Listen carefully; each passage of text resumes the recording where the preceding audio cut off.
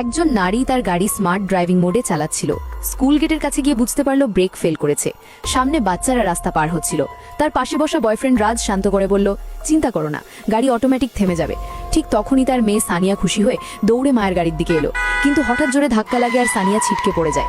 মা গাড়ি থামিয়ে নেমে এসে দেখে যে বাচ্চাকে ধাক্কা দিয়েছে সে আসলে তার নিজের মেয়ে। সে কেঁদে কেঁদে তাকে তুলল, কিন্তু কোনো বড় আঘাত দেখা গেল না। ঠিক তখন রাজ তার নিজের মেয়ে কিয়ারাকে নিয়ে বেরোয়, যার মাথায় আঘাত লেগে রক্ত বেরোচ্ছিল। রাজ তাড়াতাড়ি বলে, চলো হাসপাতালে নিয়ে যায়। মা নিজের মেয়ে সানিয়ার যন্ত্রণা উপেক্ষা করে রাজের মেয়েকে নিয়ে হাসপাতালে চলে যায়। সানিয়া ব্যথায় চিৎকার করতে থাকে, কিন্তু মা ভাবে সে মিথ্যা করছে আর তাকে রাস্তায় ফেলে যায়। কিছুক্ষণ পর সানিয়ার বাবা বিজয়, যে ডেলিভারি বয় হিসেবে কাজ করে, সেখানে আসে। মেয়েকে অচেতন দেখে হাসপাতালে নিয়ে যায়। অপারেশন থিয়েটারে ডাক্তার প্রাণপণ চেষ্টা করলেও বলে ভেতরের অঙ্গ ক্ষতিগ্রস্ত হয়েছে, অনেক দেরি হয়ে গেছে।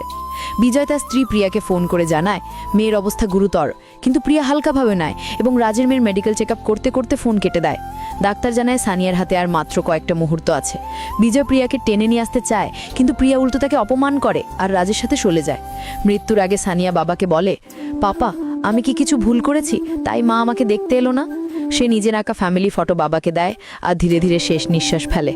বিজয় ভেঙে পড়ে। তখনই তার বাবা, শহরের এক নামী ব্যবসায়ী, এসে জানায় বিজয় আসলে বিশাল ব্যবসায়ী পরিবারের উত্তরাধিকারী। প্রেমের জন্য সে পরিবার ছেড়ে গিয়েছিল, এবার প্রতিশ্রুতি দেয় যে সে পরিবারে ফিরবে। সানিয়ার অন্ত্যেষ্টিক্রিয়া শহরের বড় বড় মানুষরা আসে, সেখানেই বিজয়কে পরবর্তী উত্তরাধিকারী ঘোষণা করা হয়। অন্যদিকে প্রিয়া কিছুই জানতো না। সে রাজের সাথে অনুষ্ঠানটিতে আসে আর ভাবে এটি কোনো বড়লোক পরিবারের অন্ত্যেষ্টি।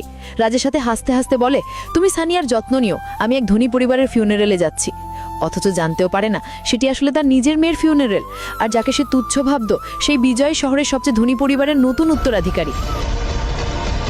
আর লাইক আর সাবস্ক্রাইব করে রাখুন এমন ভিডিও দেখার জন্য।